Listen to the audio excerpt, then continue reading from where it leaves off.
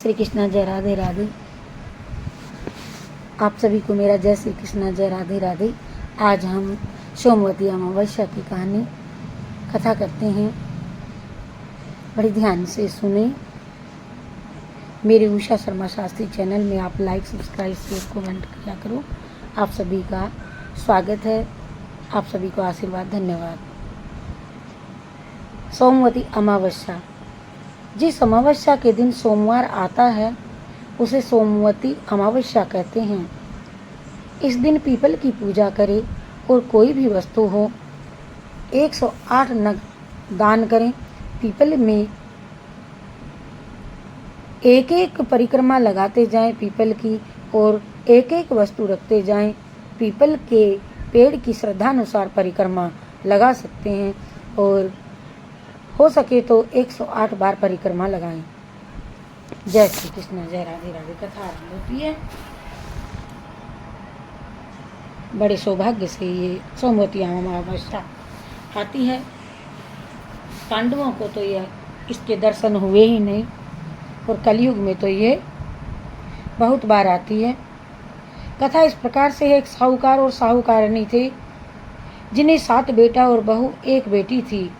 साहूकार के घर एक साधु हमेशा भिक्षा लेने के लिए आता था। बहुएं आटा डालती तो साधु आटा लेकर के अमर सुहाग का आशीर्वाद देता जाता था। जब बेटी आटा डालती तो साधु कहता कि तेरे सुहाग में खोट है। ऐसा करते करते बहुत दिन हो गए। एक दिन बेटी ने माँ को कहा, माँ, ये आपको कुछ कहता है, मुझे कुछ कहता है। माँ, एक साधु भिक्षा लेने के लिए जो आता है वह भाभियों को तो भिक्षा लेता है, लेकिन मुझे कहता है कि तेरे भाग्य में दुख लिखा है। ये सुन करके माँ जल्दी से बाहर आई और साधु को कहा कि तुम इसको रोज रोज खोटा वचन क्यों बोलते हो। जब साधु ने कहा कि मैं मन से थोड़े ही बोलता हूँ, जो मेरे मन में मुझे आता है वह कह देता हूँ। इसकी रेखा बता रही हैं कि चौथे फेरे में ये विधवा हो जाएगी। तब माँ ने कहा कि आपको इतना मालूम कैसे हुआ, ये सब मुझे बताओ। 7 समुद्र पार कहते हैं कि एक धोबन रहती है। बताया उपाय ये सोमवती अमावस्या करती है। अगर वह अपनी सोमवती अमावस्या का फल 7 समुद्र पार रहने वाली एक माता यदि इसको दे दे तो इसका पति जीवित हो जाएगा।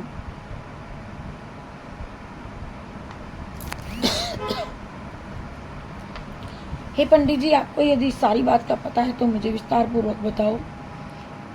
तो पंडित कहता है कि वह जीवित हो जाएगा जब साहूकारनी ने अपने 6 बेटों से कहा कि इसके साथ में सोमा धोबन के घर तुम चले जाओ 7 समुद्र पार। तब 6 बेटों ने मना कर दिया, और सबसे छोटे ने सोचा कि माँ लड़ाई करेगी और कहेगी कि मेरी बेटी का साथ नहीं दिया, और वह कहता है हाँ मैं चला जाऊंगा। साथ में उसको रोटी और चूरमा लड्डू बांध दिए माँ ने। मैं अपनी बहन के साथ में 7 समुद्र पार सोमा धोबन के घर जाऊंगा। माँ ने साथ में भाता बांध दिया और दोनों रवाना हो गए। रास्ते में विश्राम के लिए रुके तो पेड़ के ऊपर एक गिद्ध का जोड़ा रहता था, जो अंडे देते ही कोई न कोई जानवर उनके अंडे को खा जाते थे।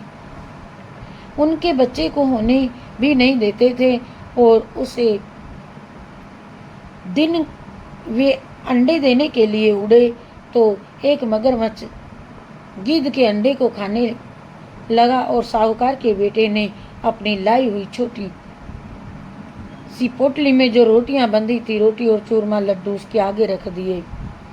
मगरमच्छ तो वही खाने के लिए वापस चला गया। खा करके इधर गिद्ध का जोड़ा वापस आया तो देखा कि अंडे बचे हुए हैं। आज तो दोनों को बड़ी खुशी हुई, और वे इंसान की आवाज़ में बोले कि मेरे अंडे को किसने बचाया, वह मेरे सामने आओ। जिसने भी मेरे अंडों को बचाया और वह वर मांगो तो मैं प्रसन्न हूँ। जब दोनों भाई बहन सामने आए, फिर वह वर के रूप में 7 समुद्र पार सोमा धोबन के घर पहुँचने को कहा। गिद्ध तो दोनों भाई बहनों को सोमा धोबन के घर छोड़ देता है। गिद्ध और वहाँ पर भी सोमा धोबन के 7 बहू बेटा थे। 7 बहुएं काम के लिए झगड़ती थी। रोज़ मैं नहीं करूँगी।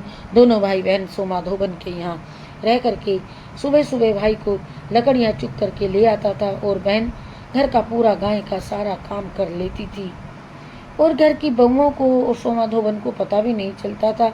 एक दिन सोमाधोबन के मन में ये विचार आया कि आजकल मेरे घर का सुबह ही सुबह बिना लड़ाई झगड़ा किए कैसे कौन काम कर देता है। बहुओं को आज पूछा जाए। बहुएं बोली, मैं अब हम क्यों लड़ेंगे, हम जगते हैं तो काम हुआ मिलता है, न जाने कौन सी करती है, हमें तो सुबह उठते ही सभी काम किया हुआ मिलता है। सोमाधोबन ने कहा, ये कैसे होता है, आज मैं इसका पता लगाऊंगी। और चुप करके बैठ जाती है सोमाधोबन। तो सुबह जल्दी उठ करके देखती है कि एक भाई है एक बहन है, दोनों काम कर रहे हैं। सोमाधोबन उनके पास जाती है, पूछती है, तुम कौन हो, इतने दिन से ये सब कार्य किस लिए कर रहे हो, तुम रोज क्यों करते हो।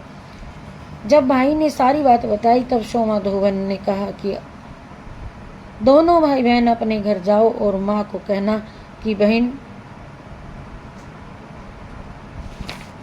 की सगाई करवा दो। जब मुझे संदेशा भेज देना, जब सगाई हो जाए तब मैं आकर के सोमवती अमावस्या का फल इसके पति को दे दूंगी। उधर सोमाधोबन ने अपने घर वालों से कहा कि मेरे जाने के बाद जो भी कोई घर में मौत हो जाए तो मेरे वापस आने तक उसको जलाना नहीं। दोनों भाई बहन घर आ गए और घर वालों ने विवाह की सारी तैयारी कर ली। बहन ने फेरे खाए और चौथा फेरा लिया तो जल्दी जल्दी उसका पति उठ करके पति बैठा बैठा ही वहीं पर गिर गया। सोमाधोबन को पता था, वह तो जल्दी जल्दी सोमवती अमावस्या का पुण्य दिया आकर के, तो उसका पति उठ करके बैठ गया। तभी लोग सोमाधोबन व सोमवती अमावस्या की जय जयकार करने लगे। उधर सोमाधोबन के 7 बेटे मर गए तो रास्ते में एक कुआं पर मटकी पड़ी थी। सोमाधोबन तो मटकी के 108 टुकड़े लिए और सोमवती के नाम से अर्पण किए। अर्पण करते उनके 7 बेटा वापस जीवित हो गए। जो भी सोमवती अमावस्या बड़ी निष्ठा के साथ करते हैं उन्हें कभी भी कोई भी विपदा नहीं आती है। बोलो जय शिव शंकर भगवान की जय, विष्णु भगवान की जय। हर हर महादेव शंभु, काशी विश्वनाथ गंगे हर हर। हरि हर महादेव शंभु, काशी विश्वनाथ गंगे। काशी विश्वनाथ गंगे, सदा शिव पार्वती संगे। हरि हर महादेव शंभु, काशी विश्वनाथ गंगे।